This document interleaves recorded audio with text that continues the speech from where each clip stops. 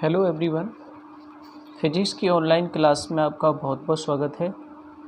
देखिए, हम फिजिक्स का जो सेकंड पार्ट है उसको स्टार्ट करेंगे और उसकी जो फर्स्ट यूनिट है ना सेकंड पार्ट की प्रकाश की, उसको हम स्टडी करेंगे और उस प्रकाश की क्या है इसके बारे में अभी हम बताएंगे। देखिए, एक छोटी सी वीडियो में आपको बता चुका हूँ, उसमें मैंने बहुत ज़्यादा बताया नहीं है, 9-10 मिनट की वीडियो थी। तो देखिए, प्रकाश की एक्चुअली में है क्या।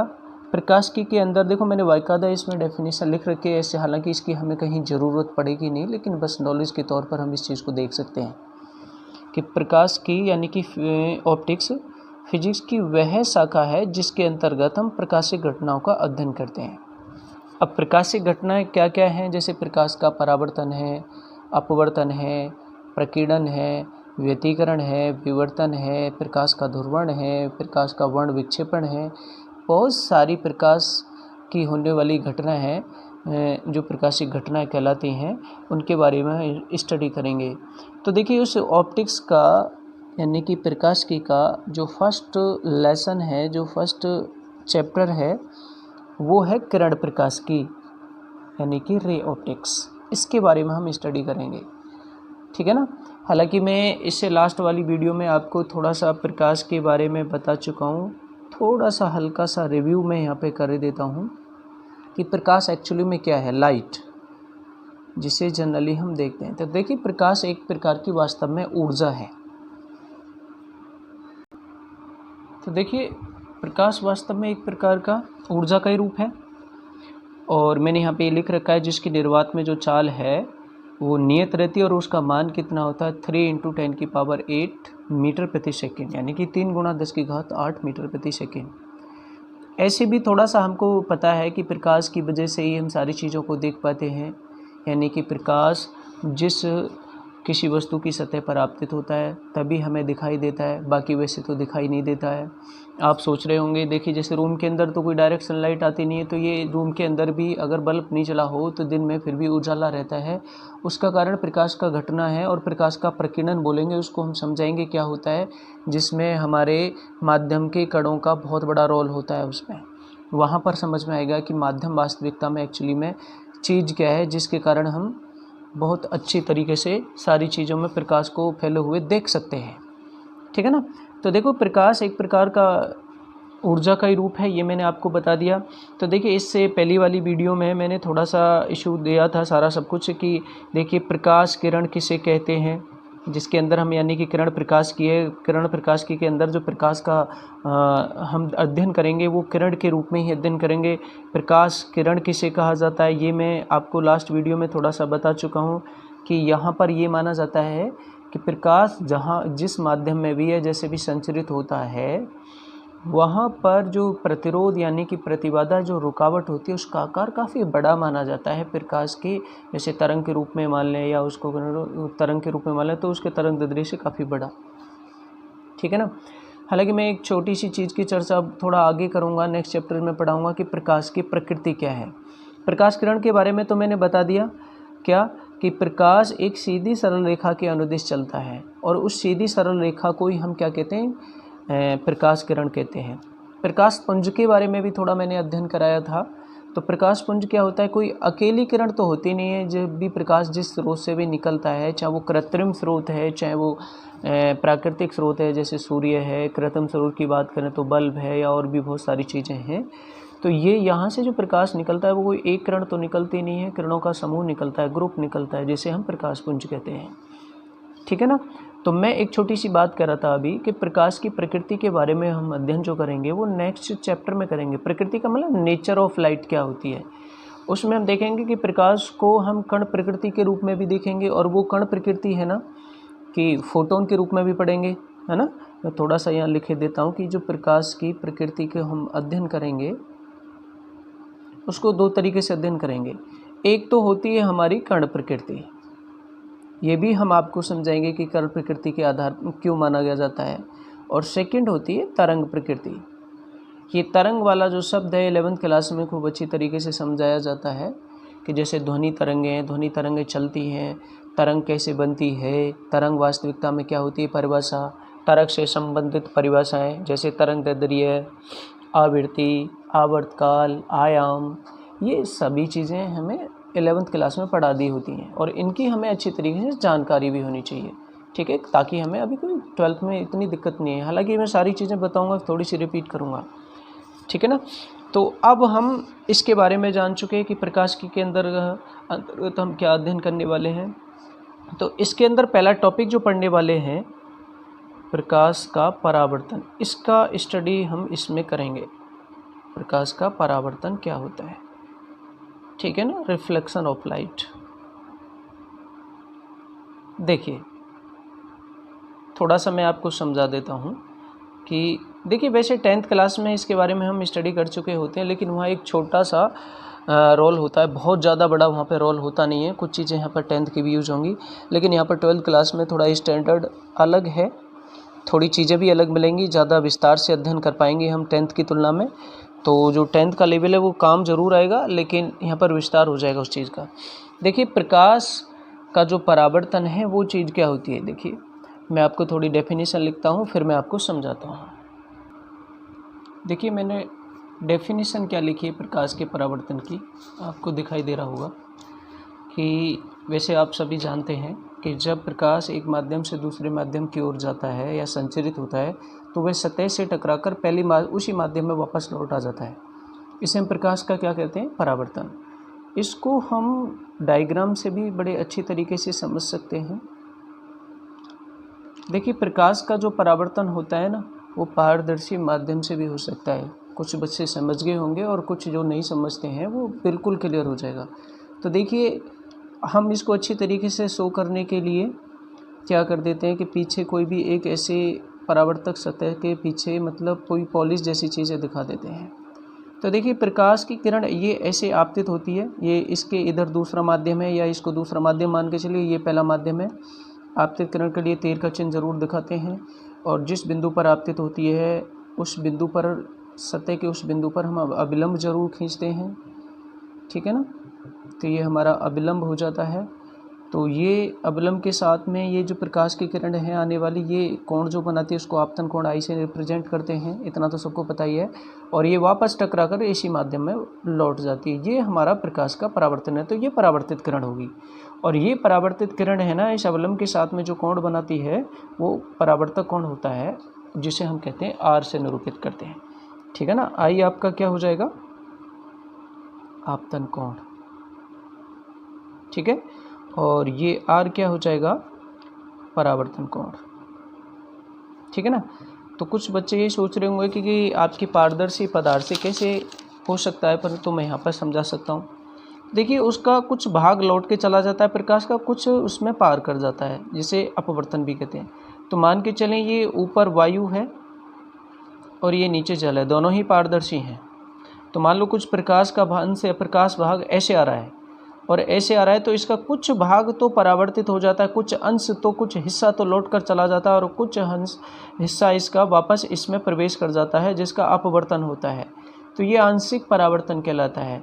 तो ये भी हमारा प्रकाश के परावर्तन के नियम को सभी को फॉलो करेगा, तो ये भी प्रकाश के परावर्तन बनता है। कभी कभी आपने देखा होगा कि जैसे कोई लाइट या टॉर्च हम जैसे जल की सतह पर कराते हैं तो उसका कुछ भाग आपको लौट कर मिलता है ज़रूर है, जिसका आपको कभी देखा होगा, ज़रूर देखना, तो उसका परावर्तन हिस्सा भी आपको वापस लौट के मिलता है। तो देखिए पारदर्शी माध्यम से भी प्रकाश का परावर्तन हो सकता है, लेकिन वो आंशिक परावर्तन होता है। और देखिए पूर्णतः परावर्तन जो मिलेगा वो तो आपको पूर्ण आंतरिक परावर्तन में ही मिलेगा। समझ में आएगा कि पूर्ण आंतरिक परावर्तन क्या है और साधारण परावर्तन में अंतर क्या होता है। तो यहाँ पर एक चीज़ और मैं देखो परावर्तन के साथ में समझाना चाहता हूँ, जो हम 10th क्लास तक नहीं पढ़ते, कि देखिए ये आपकी आपतित किरण है, जहाँ पर ये मेरा पेन चल रहा है, और ये अगर सपोज दैट परावर्तित नहीं होती तो इसका प्रारंभिक मार्ग ऐसे था, सीधा एकदम यूँ, अच्छी तरीके से समझ में आ रहा होगा, ठीक है। और ये परावर्तित होकर के ऐसे चली जाती है, तो ये चली जाती है, तो ये अपने प्रारंभिक मार्ग से कितनी विचलित हुई, यानी कि मैं कहने लगूँ तो आपतित किरण और परावर्तित किरण के बीच में विचलन कितना है, तो अपने प्रारंभिक मार्ग से जितना भटक जाती है, जितना मुड़ जाती है, जितना डिफ्लेक्टेड हो जाती है, विचलित हो जाती है, उसे विचलन कोण कहा जाता है। और विचलन कोण को खास करके डेल्टा से दर्शाया जाता है। तो ये डेल्टा हो गया, है ना। तो इसके वैल्यू हम निकालेंगे। तो देखिए इसके परावर्तन के जो दो नियम हैं उनको हमें अच्छे तरीके से समझ में आना चाहिए। तो परावर्तन के जो नियम है, पहला नियम है, चलो मैं हेडिंग के रूप में लिख देता हूँ कि परावर्तन के नियम क्या है। देखिए विचलन कोण अभी मैं बताऊंगा इसकी वैल्यू कितनी होगी, बड़े आराम से समझ में आएगी। पहले मैं नियम बता दूं। तो पहला सिंपल बड़ा साधारण सा नियम है कि आपतन कोण बराबर परावर्तन कोण होते हैं। ये प्रूफ भी होगा, कहाँ पर प्रूफ होगा, जब हाइगेंस का द्वितीयक तरंगिका का सिद्धांत पढ़ेंगे ना तरंग प्रकाश की में, वहाँ पर ये सिद्ध होता है कि आपतन कोण प्रकाश के अपवर्तन में परावर्तन में आपतन कोण बराबर परावर्तन कोण होता है, ये सिद्ध होता है। और सेकंड नियम क्या है हमारा कि देखिए आपतित किरण, ठीक, और आपका ये परावर्तित किरण, ठीक है, और ये हमारा अविलंब, ये जो बिंदु होता है,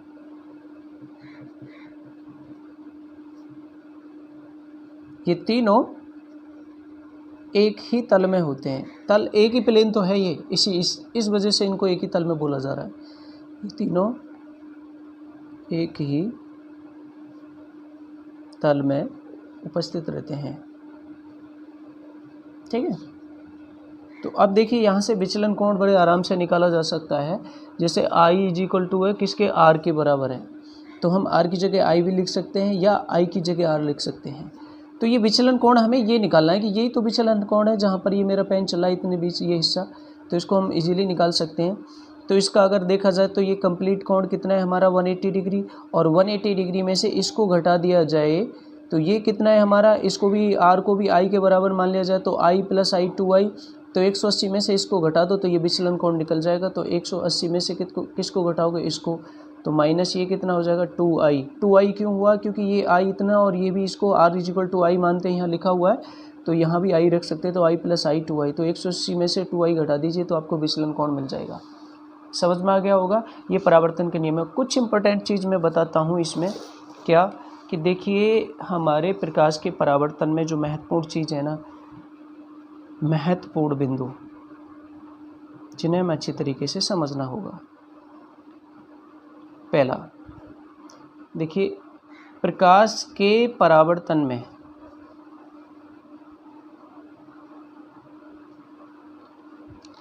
प्रकाश का जो परावर्तन हमारी घटना है, इसमें प्रकाश का वेग बदलता है या नहीं बदलता। वेग का मान नहीं बदलता, परिमाण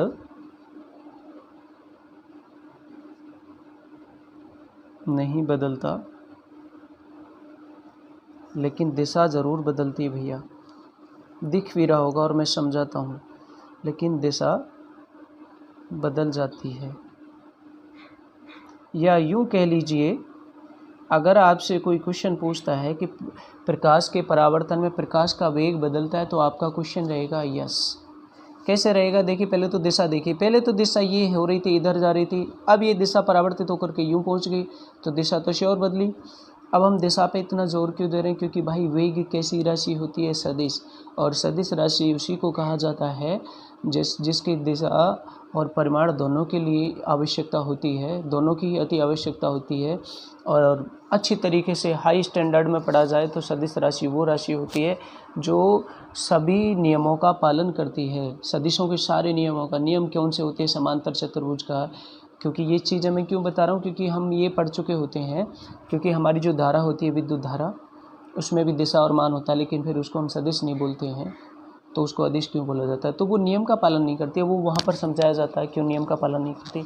तो अब यहाँ पे देखिए दिशा बदली तो वेग का जो मान है वो नहीं बदला, क्यों, क्योंकि माध्यम चेंज नहीं हुआ। अच्छा एक चीज़ और बता दूँ, प्रकाश का जो वेग है, जो मान है, परिमाण है, जो चाल है, उसकी जो वैल्यू है वो माध्यम चेंज होते ही वो चेंज हो जाती है। और चेंज होने का कारण आपको प्रकाश के आवर्तन में मैं श्योर समझाऊंगा। थोड़ा सा और मैं समझा दूं, देखिए प्रकाश के मार्ग में अगर रुकावट आएगी तो प्रकाश का वेग चेंज होगा, और रुकावट कम होगी तो प्रकाश का वेग ज़्यादा होगा, और रुकावट बिल्कुल नहीं होगी जिसे निर्वात में कहा जाता है, सब वेग वहाँ पर सबसे ज़्यादा होगा, जिसे हम पढ़ते हैं कि निर्वात में प्रकाश का वेग कितना होता है नियत, और वो कितना होता है 3 × 10⁸ मीटर प्रति सेकंड, वो सबसे अधिकतम होता है। वायु में भी लगभग उतना ही मान लेते हैं, क्योंकि वायु में बहुत ज़्यादा रुकावट पैदा नहीं होती प्रकाश के लिए।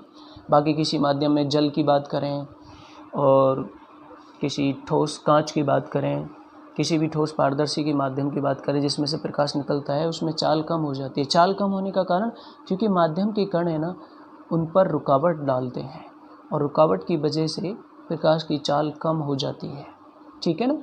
तो वहाँ पर ये सारी चीज़ें हमें ध्यान रखनी है। लेकिन यहाँ पर माध्यम चेंज नहीं होता ना, प्रकाश के परावर्तन में नहीं होता, क्योंकि जिस माध्यम से आई टकरा करके उसी माध्यम में वापस लौटती है। परिभाषा ऐसा कहती है। तो चाल नहीं बदलती। चाल कैसी राशि है? अदिश। हाँ, वेग पूछा जाए तो वेग परिमाण में नहीं बदलेगा, लेकिन दिशा बदल जाएगी। सेकंड,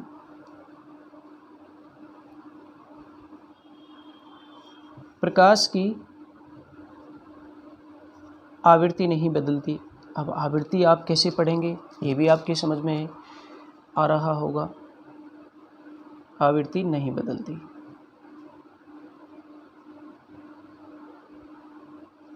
ठीक है।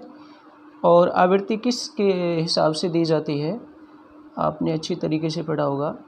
एक सूत्र V = न्यू लैम्डा। न्यू क्या होती है? आवृत्ति। कभी कभी एन से भी पढ़ते हैं, कभी कभी एफ से भी पढ़ते हैं, न्यू। और ये लैम्डा। लैम्डा तरंग दैर्ध्य होता है।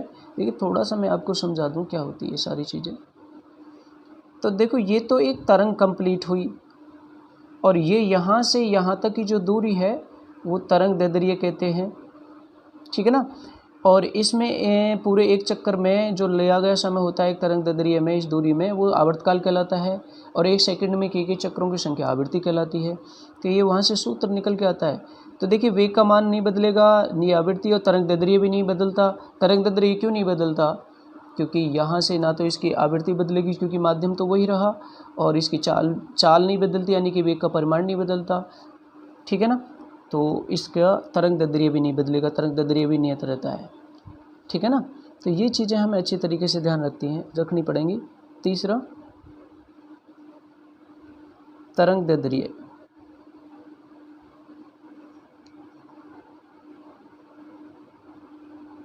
तरंग दैर्ध्य नहीं बदलती,